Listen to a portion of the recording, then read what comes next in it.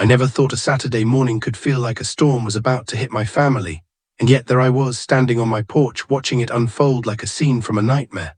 My daughter Lily had just set up her little lemonade stand in the front yard, the sun glinting off her bright yellow apron. She was smiling, proud, completely innocent. And then I saw her, Karen, the HOA president, striding up the street like she owned every blade of grass in our neighborhood. Her heels clicked against the pavement like gunshots, and the moment she reached our driveway, her eyes locked onto Lily as if she had just discovered a crime scene. "This is illegal," she spat. "You can't do this here, it's against the HOA rules." I froze, my stomach dropped. "Illegal, really?" I muttered under my breath, knowing full well that a child selling lemonade is not a crime. But Karen didn't care about logic, facts, or fairness. She cared about power, control, and making everyone else feel small. Before I could open my mouth, her fingers were already on the phone. She was calling the cops. My heart sank as I watched her dial, my mind racing. Over a lemonade stand, really? Within minutes, 2 officers appeared, looking around like they'd walked onto a movie set. I could almost hear the suspenseful soundtrack playing in my head. "We got a call about a lemonade stand," one asked, voice skeptical. "Yes," Karen exclaimed, pointing at Lily like she'd uncovered the mastermind of a major crime. "They're breaking the rules. This is a violation of the HOA code." Lily froze, her small hands clutching the plastic cups. "Daddy, did I do something wrong?" Her voice trembled, innocence shining brighter than the morning sun. I crouched down to her level, forcing a calm I didn't feel. "No, baby, you didn't do anything wrong. Sometimes some people just like to make trouble." The officers exchanged glances, clearly sensing the absurdity. "Ma'am," one said carefully, "is there an actual law being broken here?" Karen's face twisted with frustration. "It's against the rules, that's enough, you have to enforce it." I could feel the tension snapping like a live wire. My blood boiled, but I forced a smile. "Officers, Lily was just having fun. There's nothing illegal here. Please, there's no reason to escalate." Karen scoffed, brushing past me like I wasn't even there. "You'll regret this," she warned, her voice sharp, venomous. "Everyone will know what kind of people you are." I watched her storm down the street, heels clacking like a countdown to disaster, and I realized something chilling. Karen had no idea the consequences she was about to face, or the chaos she had just invited into her perfect little HOA world. My mind raced. How could a simple act of childhood innocence turn into a confrontation with the cops, threats and fines? But deep down I knew this wasn't just about rules or property lines. It was about control, about arrogance, about a woman who thought she could intimidate an entire family and get away with it. And that's when I made a decision. I wasn't going to let Karen humiliate my daughter or my family without a fight. But this wasn't going to be a fight anyone could see coming. This was going to be clever, quiet, and when it was done, it would leave everyone, especially Karen, speechless. Because sometimes the smallest acts, like a lemonade stand on a sunny Saturday, can trigger the biggest storms, and I was about to make sure that storm hit Karen full force. The cops left, shaking their heads in disbelief, muttering something about overzealous HOA presidents. Karen, however, was still fuming, packing back and forth, muttering threats no one else could understand. Her smug little world was about to collide with reality, and I couldn't wait to watch. Little did she know, in just a few minutes, the next move she made would set a chain of events in motion that would cost her HOA millions. But for now, we stayed calm. Lily poured herself another cup of lemonade, completely oblivious to the chaos her small stand had created. And I smiled quietly because I knew this story was only just beginning. The air still felt heavy from Karen's threats, and I could see it on Lily's face, her small hands gripping the lemonade cup a little too tightly. She had no idea why the woman from the HOA seemed determined to ruin her morning, and honestly, I didn't blame her. Even I was starting to feel my patience fray. Just as I was about to pour Lily another cup and try to distract her with a story about fairies, I saw movement out of the corner of my eye. Karen wasn't going away. She had called in reinforcements, not more cops, thankfully, but a small group of neighbors she'd rallied to her cause. They stood at the edge of our driveway, whispering and nodding at each other like they were preparing for battle. I felt a wave of frustration mixed with disbelief. This is insane, I thought. My daughter is 7. She's selling lemonade, not holding a dangerous chemical experiment in her hands. But Karen thrived on drama, and she clearly believed that the world existed to serve her ego. Karen stepped forward, her arms swinging like she was conducting some kind of courtroom orchestra. "You think you can just ignore the rules?" she barked, her voice sharp enough to make birds scatter. "You think you're above the HOA? Not on my watch." I took a deep breath and tried reasoning with her. "Karen, listen, there is literally nothing illegal happening here. Lily is not hurting anyone. This is just a small stand. Let her enjoy her morning." She laughed, but it wasn't a laugh. It was a shrill, triumphant cackle. "Enjoy her morning, you don't get it. I enforce the rules here. And if you won't listen to me, then everyone else will see that you're the ones breaking the law." Her words hit me like a slap, not because they were true, but because of the arrogance behind them.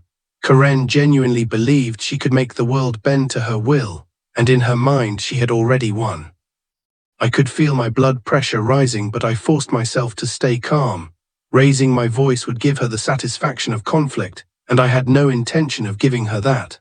I crouched to Lily's level again and whispered, "Don't worry, baby. Everything's going to be okay. Just keep pouring lemonade and smiling." Lily's wide eyes met mine, filled with trust and a little fear. That trust gave me strength. I couldn't let Karen destroy it, not today. Then it happened. Karen pulled out her phone again, this time waving it in the air like a weapon. "I'm calling the authorities again," she shrieked. "This time there will be consequences." Before I could react, a neighbor from the other side of the street shouted, "Karen, seriously, it's just a lemonade stand." But Karen ignored him, lost in her own world of power and paranoia. I could feel the tension twisting tighter in my chest. My mind raced. This has to end before she drags my family into some ridiculous lawsuit or fine. And that's when I realized something important. Reasoning with Karen wouldn't work. She didn't care about fairness or innocence or logic. She cared about one thing: control. So I made a decision. I wouldn't fight her with words. I wouldn't let her ruin my daughter's morning. I would fight her with strategy. I let my smile stay calm, almost lazy, while inside I was already calculating my next moves. Karen had just exposed herself, and the bigger her ego, the bigger the trap I could set. I had to be clever, quiet, and patient, because in just a few minutes I was going to make her regret every word she said. Karen took one last look at Lily, her eyes narrowing, then stormed back down the street to rally her little army of rule followers. I watched her go, a strange mixture of anger and amusement twisting in my stomach. She really had no idea what she had just started. And that, I realized, was the key. Karen had opened the door, and all I had to do was walk through it carefully. The next few minutes would change everything, not just for her but for the entire HOA. For now, though, I knelt beside Lily, pouring her another cup of lemonade, whispering, "You did nothing wrong, princess, nothing at all." Outside, Karen's voice echoed faintly down the street, still muttering threats. But inside, I felt the first flicker of control, the first hint that this storm could be turned around, and that the consequences Karen thought she was delivering were about to come back at her tenfold. Because sometimes the smallest acts of defiance, the innocence of a child, a lemonade stand, can expose the biggest arrogance, and I was ready to turn that arrogance into a lesson she would never forget. By the time Karen disappeared down the street, muttering to herself like a villain in some low-budget soap opera, I felt a mix of exhaustion and determination. My daughter Lily was still clutching her lemonade cup, eyes wide and trusting, completely unaware that she had just become the center of the most ridiculous neighborhood showdown in history. I had to protect her, both from Karen's overblown wrath and from the creeping anxiety that threatened to ruin our Saturday. I stood up and took a deep breath, scanning the street. The neighbors who had been Karen's little army were still lingering, whispering to each other, clearly torn between siding with her and questioning the sanity of it all. A few curious onlookers even waved at me, trying to hide smirks, and I forced a polite smile, though inside I was boiling. Karen had underestimated us, me, my daughter, my patience, and that was a mistake she was about to regret. I walked over to Lily and knelt beside her, brushing a strand of hair from her face. "Sweetie, do you want to keep selling lemonade?" I asked softly. She nodded, a small smile breaking through the tension. I squeezed her shoulder. "Good, don't let anyone ruin your morning, not today." Just then Karen reappeared, even angrier than before, her phone already in hand. "I'm filing a formal complaint," she shouted, voice high-pitched and shrill. "You'll pay for this. The board will see, everyone will see." Her words struck me not with fear but with clarity. Karen didn't understand boundaries, she didn't understand limits, and most importantly, she didn't understand consequences. Every threat she made, every shriek she uttered was a doorway to an opportunity. I realized then that the storm was no longer just metaphorical, it was gathering, and I had the calm eye in the center. I took a deep breath and stepped forward, keeping my voice calm but firm. Karen, there is no violation here. You've called the cops twice now and they've already confirmed that nothing illegal is happening. I suggest you step back before you escalate this further. She laughed, a sharp, manic sound that made my skin crawl. Step back, you think you can intimidate me? I enforce the rules, I am the rules. Her delusion was staggering, but I didn't respond with anger. Anger would feed her, give her the satisfaction of conflict. Instead, I let my silence do the work, letting the absurdity of her tantrum speak for itself. The neighbors were watching now, and I could see the seeds of doubt in their eyes. Even Karen's most loyal followers were starting to question if she had truly gone too far. And that's when I realized something crucial. Karen wasn't just a problem for my family, she was a problem for herself. Her ego, her obsession with control had left her blind to reality, and every blind step she took was another opportunity to turn the tables. I crouched beside Lily again, whispering, "Don't worry, baby, just keep pouring lemonade. Watch how crazy people behave, they're easier to handle than they seem." Karen's face twisted in frustration, and she waved her phone in the air again, muttering threats I didn't fully hear. But this time she hesitated. She realized, perhaps too late, that the world wasn't bending to her will, and that her performance of authority wasn't impressing anyone, not even the cops who had walked away shaking their heads. I straightened up, feeling the first spark of hope. For the first time, Karen had shown cracks. She was flustered, vulnerable, and most importantly, predictable. Every move she made from here on out would be easier to anticipate, easier to turn to our advantage. The tension in the neighborhood was palpable. I could almost taste it, thick like the heat of summer. And as I watched Karen finally storm off again, this time muttering about formal complaints and disciplinary actions, I felt a strange thrill. The storm she had started was only just beginning, and unlike her, I was ready for it. I glanced down at Lily, who was now serving lemonade to a neighbor with a hesitant smile. She was blissfully unaware that she had become the center of a battle, that her innocence had sparked a chain of events that would soon shake the very foundation of the HOA. And I knew deep in my gut that the next move would not be hers, the next move would be mine.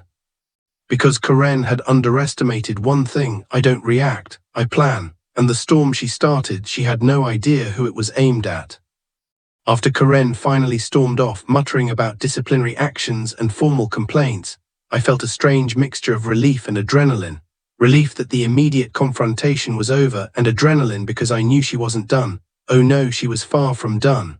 Karen thrived on chaos and power, and she wasn't going to rest until she thought she had crushed us. I walked back to the lemonade stand, kneeling beside Lily. She looked up at me, bright-eyed and trusting, still completely unaware of the chaos that had just passed. I forced a gentle smile. "Don't worry, princess, nothing is wrong, you're fine." But inside I was thinking fast. This wasn't just about a lemonade stand or a child's mourning. Karen had just exposed herself as reckless, arrogant, and completely blind to reality, and that was my opening. I grabbed my laptop and pulled up the HOA documents, past meeting minutes, and any regulations I could find. I started combing through every rule, every loophole, every technicality. That's when it hit me: Karen and the HOA had made mistakes, big ones, misfiled notices, overreaching fines, procedural errors. And if I played this right, these little errors could cost them millions. A thrill ran through me. This wasn't just payback, it was poetic justice. Karen had made the first move, calling cops on my daughter over something so trivial that it should have been laughable. She had exposed herself, and all I had to do was quietly turn her arrogance against her. I could see it clearly in my mind. I would follow the rules, follow the law, and let her own obsession with control do the rest. No shouting, no threats, just patience, precision, and timing. This was going to be a chess game, and I was already thinking 3 moves ahead. I glanced at Lily again, serving lemonade to a neighbor with a hesitant smile. She was innocent, bright, and completely unaware that her small act had triggered a chain reaction that could topple the HOA's queen bee. My heart swelled. I couldn't let Karen hurt her even indirectly, and I wouldn't. Not today, not ever. Then I called my lawyer. just a quick conversation to confirm that I was in the clear legally.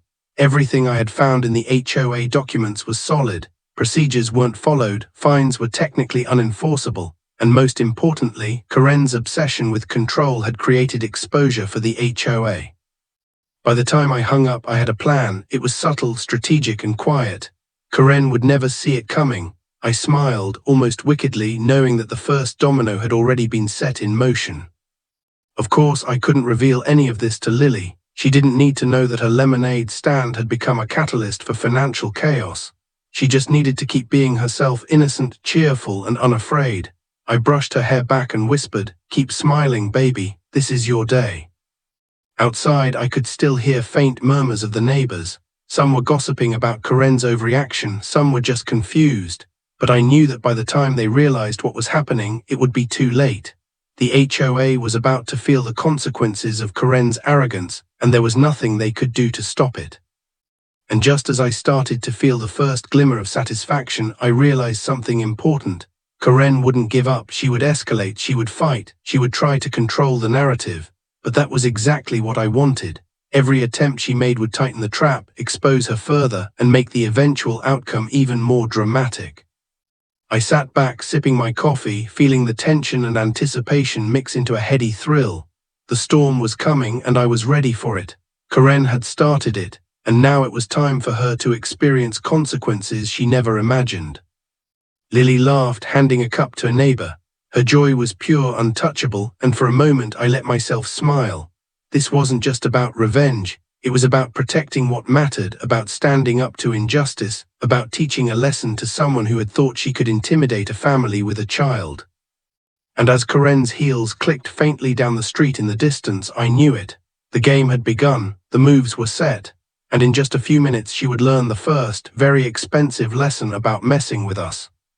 Because sometimes the people who think they are untouchable are the easiest to take down. By mid-afternoon, the neighborhood was buzzing, not with the usual chatter about lawns and barbecues, but with whispers of Karen's meltdown earlier that morning. I could hear fragments of conversations as I walked past, neighbors checking their mail. "Did you see her? She actually called the cops on a lemonade stand. I think she's losing it." And my favorite, "I didn't know HOA rules could be enforced like that." Inside, Lily was still happily serving lemonade to anyone who wandered by, completely oblivious to the storm she had unwittingly caused. I leaned against the porch railing, sipping my coffee, letting a slow smile spread across my face. Karen's first misstep had already set the stage.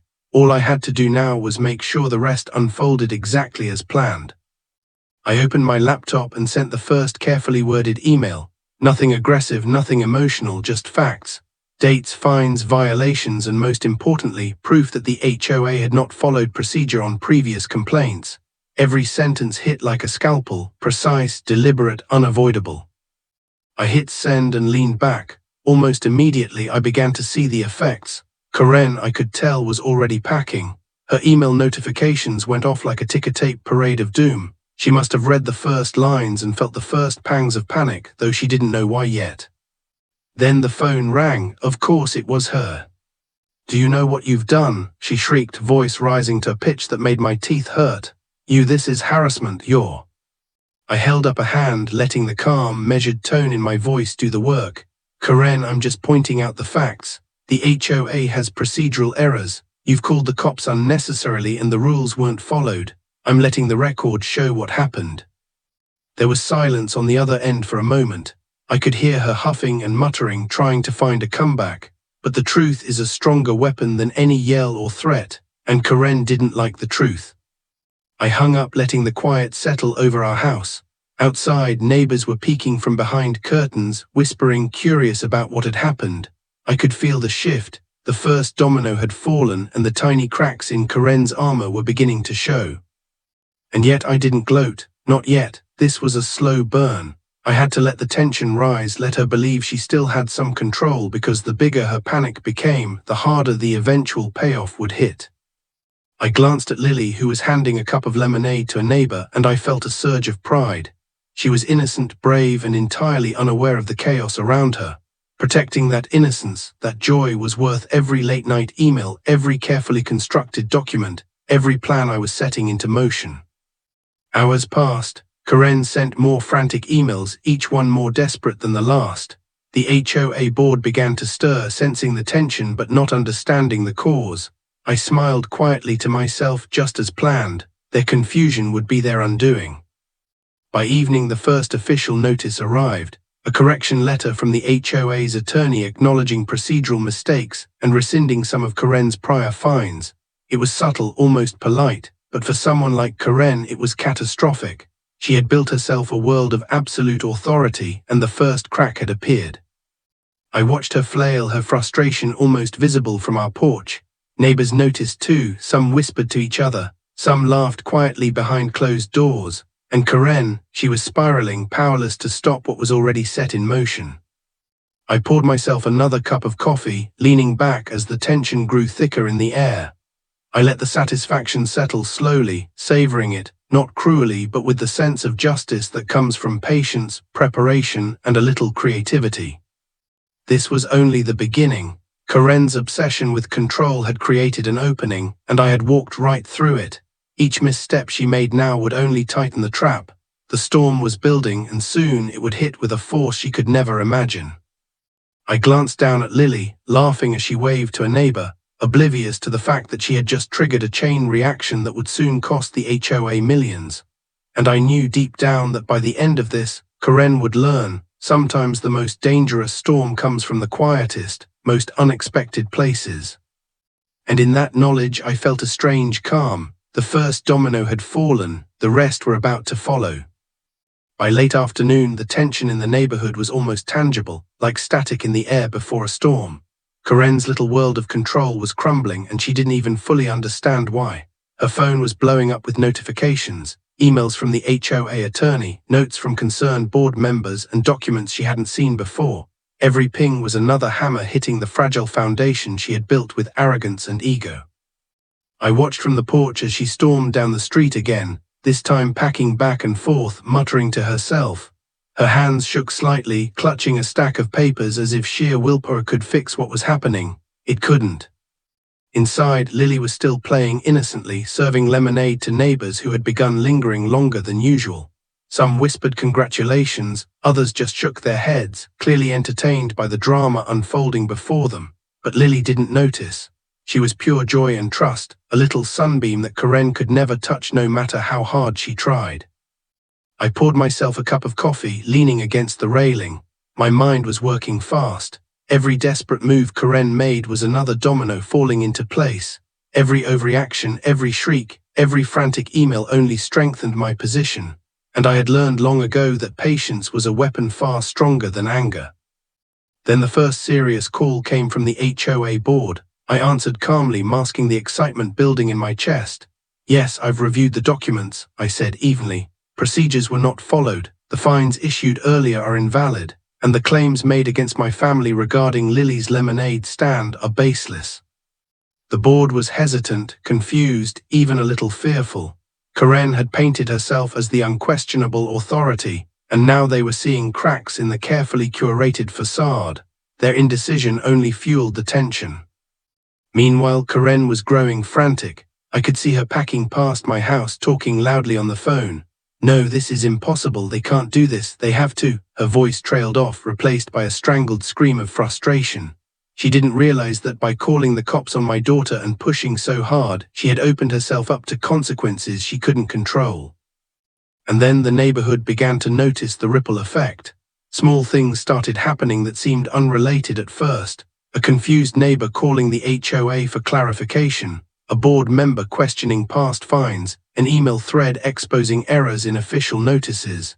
Each minor disruption felt like a tiny earthquake, and Karen was at the epicenter. I stayed calm, letting the storm build. I watched Karen's face turn red with frustration, her hands shaking, her eyes darting around like a trapped animal. Every overreaction was fuel for what was coming. Every attempt to regain control made her more vulnerable. By early evening, the first formal acknowledgement came from the HOA attorney, a letter confirming that some of Karen's past actions had violated procedure, that fines were rescinded, and that the board was now reviewing all claims against my family. It was polite on paper, but for Karen it was catastrophic. She had built her identity around control, and suddenly the very foundation of her authority was being questioned. I could almost hear the gears turning in her mind, panicked and disoriented. For someone who thrived on intimidation, this was unbearable. And the best part, she didn't know it yet, but the storm she started, calling cops on a 7-year-old over lemonade, was about to hit with a financial punch she never saw coming. I glanced down at Lily, who was now helping a neighbor carry a tray of lemonade cups, pure, innocent, and unshakable. She had no idea that her small morning activity had triggered a chain reaction that would soon cost the HOA millions, and I smiled quietly, savoring the calm before the final storm. Karen's empire of rules and threats was crumbling, and the next moves would be decisive. The trap had been set. All that remained was for the final pieces to fall into place, and for Karen to realize that the cost of her arrogance wasn't just embarrassment, it was something far, far more expensive. Because sometimes, the people who think they can control the world are the first to be crushed by it. And Karen was about to learn that lesson the hardest way possible. I could feel it coming, that moment where everything Karen had built, her empire of rules, her little kingdom of fear and intimidation, was about to collapse. The neighborhood was buzzing now, but not with whispers of gossip. No, this was different. This was the quiet before the storm of consequences she had no idea she was about to face. It started with a call from the HOA attorney. I answered calmly, though my heart was racing. "Yes, I've reviewed everything," I said evenly, careful not to give away how satisfied I was. "The fines are invalid, the procedures were mishandled, and oh yes, the insurance policy covering these disputes applies fully. The board will need to comply with the settlement." There was a pause on the other end, then a hesitant, almost strangled response. "So they're saying we're liable?" "Yes," I said, soft and steady. "Fully. The HOA is going to cover damages." I hung up, and in that quiet moment I let the truth sink in. Karen had triggered this entire chain of events. By calling cops on my daughter over a lemonade stand, she had set in motion a domino effect that no amount of panic or bluster could stop. And now, just 4 minutes or maybe a few hours after her overreach, the HOA was staring down a cost that could only be described as catastrophic: $5 million. I walked back to the porch, where Lily was still blissfully serving lemonade, completely unaware of the chaos her innocent morning had unleashed. She handed a cup to a neighbor, smiling proudly, and I felt my chest tighten. Protecting her, standing up for her, had been worth every calculated move, every patient moment while Karen flailed. And then it happened. Karen appeared at the end of the driveway again, this time with her signature shriek of disbelief. She was waving her phone like a weapon, running her fingers through her hair, packing back and forth like a caged animal. "No, this can't be, this is impossible, you can't." She stopped mid-sentence, staring at a new email on her phone. Her eyes widened and then flickered between disbelief and fury. The settlement had hit her inbox. $5 million, fully enforceable, fully real. I watched her shoulders slump as she sank onto the curb, the shock radiating off her in waves. Her empire of control, built on intimidation, rules, and fear, had collapsed in the span of minutes. The neighbors who had been watching through windows and doors whispered in disbelief. Some laughed quietly, some shook their heads, stunned by the spectacle. Karen's authority was gone, evaporated into a lesson that cost her far more than she could ever imagine. I stepped forward slowly, keeping my voice calm and measured. "Sometimes," I said softly, almost conversationally, "people forget that actions have consequences. And when you try to bully a family, especially over something as innocent as a child selling lemonade, the consequences can be severe." Karen's lips moved, but no sound came out. She was speechless. And I let her stay that way, letting the weight of reality crush the arrogance that had carried her this far. Lily, still smiling and oblivious, ran over to me. "Daddy, did I do something wrong?" I scooped her up in my arms, hugging her tight. "No, baby, you did everything right. This wasn't your fault at all. You were brave, and now we can finally enjoy our Saturday without fear." And as I looked back toward Karen, still slumped on the curb, I realized the full scope of what had happened.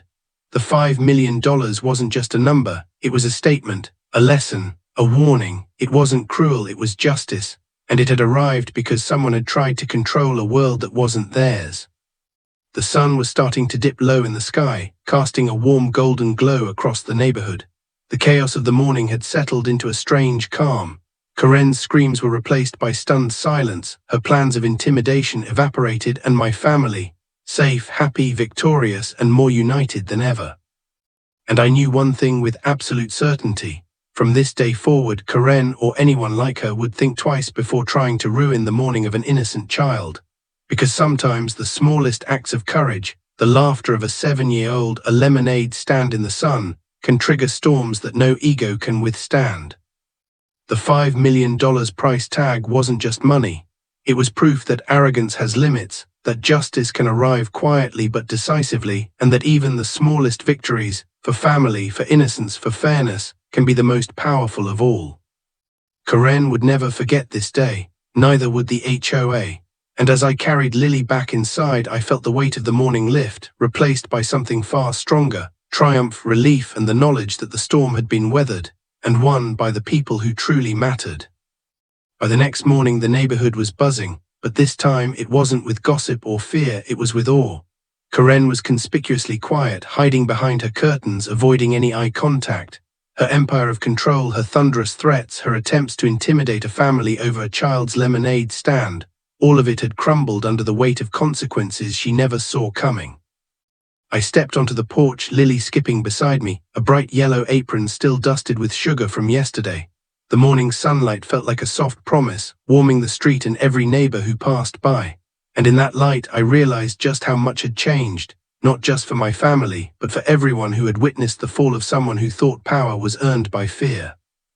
Lily looked up at me with wide, innocent eyes. "Daddy, is she mad at us forever?" I chuckled softly, lifting her onto my hip. "I don't think she's mad anymore, baby. I think she's learning a very expensive lesson." We walked slowly down the driveway, handing out the last of the lemonade. Neighbors lingered, some whispering congratulations, some shaking their heads in disbelief at the drama that had unfolded.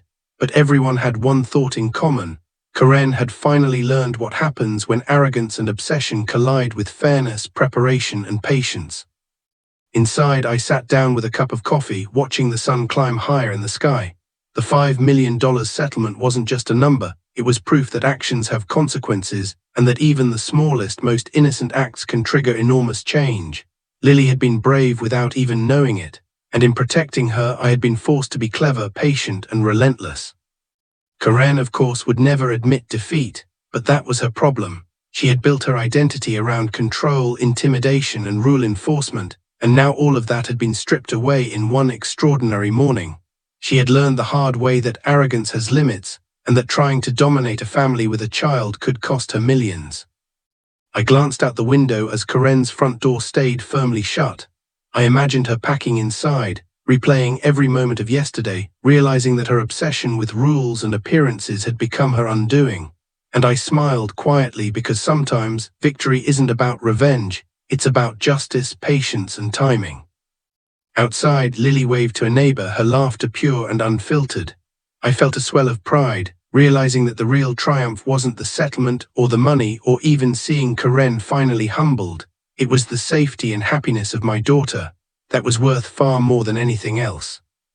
As the morning wore on, I reflected on the strange turns of life that lead to these moments. A simple lemonade stand meant to bring joy and innocence had become the catalyst for one of the most dramatic mornings the neighborhood had ever seen. And yet in that chaos, a lesson had been quietly delivered. Courage, patience, and clever thinking can overcome arrogance and intimidation, no matter how powerful they seem. Karen's reign of terror had ended, not with a shout but with calm, precise consequences. And as I looked at my daughter, carefree and smiling, I realized something deeper. Sometimes the best lessons are learned not through anger, not through shouting, but through careful, deliberate action, through quiet resilience, through protecting what matters most, even when the storm feels overwhelming. Lily jumped down from my arms and ran to her lemonade stand, setting up a new batch with the same enthusiasm she had yesterday. I watched her, heart full, knowing that no matter what storms came our way in life, this morning had proven one thing: we could face them, and even the most arrogant opponents could be reminded of the true cost of overreach. I took a deep breath, feeling the tension of the last 24 hours finally ease. Karen's HOA empire had paid the price for arrogance. My family had survived unscathed, stronger than ever, and the neighborhood, well, they had just witnessed a little girl teaching a very expensive lesson about fairness, courage, and patience. Sometimes the smallest acts, like a lemonade stand on a sunny morning, can change everything. And in that change there is justice, triumph, and the kind of satisfaction that no amount of fear, threats, or arrogance could ever take away. Because in the end the storm may rage, the chaos may swirl, but if you protect what matters, act with patience, and never underestimate the power of the innocent, even $5 million can't buy the peace that comes from doing the right thing. You've heard this confession, now wait until you hear the next one, the truth that shatters everything you thought you knew.